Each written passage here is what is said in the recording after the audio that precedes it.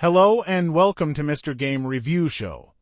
Don't forget to subscribe the channel, hit the like button and put a comment below the video. Thank you so much.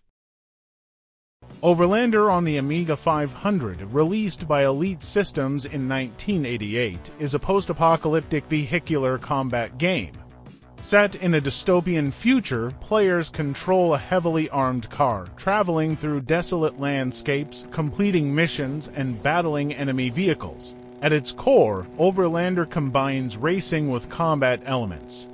Players need to reach the end of each level while shooting down enemies and avoiding obstacles.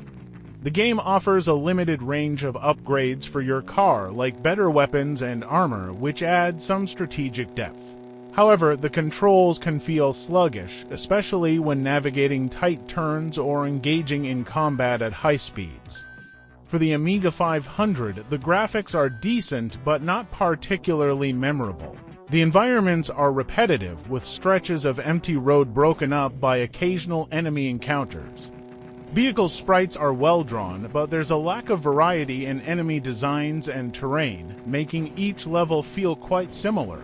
The sound is typical of late 80s games, with basic but serviceable effects like engine noises and gunfire. The music is limited and can become repetitive after a while, but it doesn't detract significantly from the gameplay. Ovelander has a fairly steep difficulty curve. Enemies can overwhelm you if you don't manage your resources carefully, and avoiding obstacles while trying to shoot down adversaries requires quick reflexes. There is a bit of trial and error, especially with the positioning of enemies and hazards. Due to its repetitive nature and limited variety in gameplay, Ovelander doesn't offer much in terms of long-term replay value. Once you've played through the first few levels, you've essentially seen what the game has to offer. Ovelander is a solid but unspectacular entry in the vehicular combat genre on the Amiga 500. While it offers some fun moments, particularly for fans of Mad Max-style post-apocalyptic settings, the repetitive gameplay and limited depth might not hold players' interest for long. Ovelander on the Amiga 500 did have several positive aspects, particularly for fans of the vehicular combat genre. The ability to upgrade your vehicle with better weapons, armor, and other enhancements added a layer of strategy to the game. While not extremely deep, this feature gave players some control over how they approached each level, rewarding progress and success. For players who enjoyed difficult games, Ovelander provided a decent challenge. Managing resources, timing shots, and dodging enemy attacks while navigating the roads kept the tension high. The game required good reflexes and quick decision-making, which could be rewarding for players looking for a more intense experience. The gameplay was fairly straightforward, with easy-to-understand mechanics. Players could pick up the game quickly without needing extensive instructions, making it an accessible title for casual gaming sessions.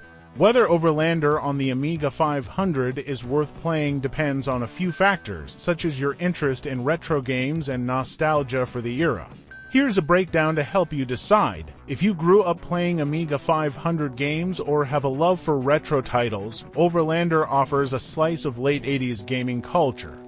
The combination of vehicular combat and post-apocalyptic settings may evoke memories of that era. For players who enjoy challenging games, Ovelander can offer a rewarding experience.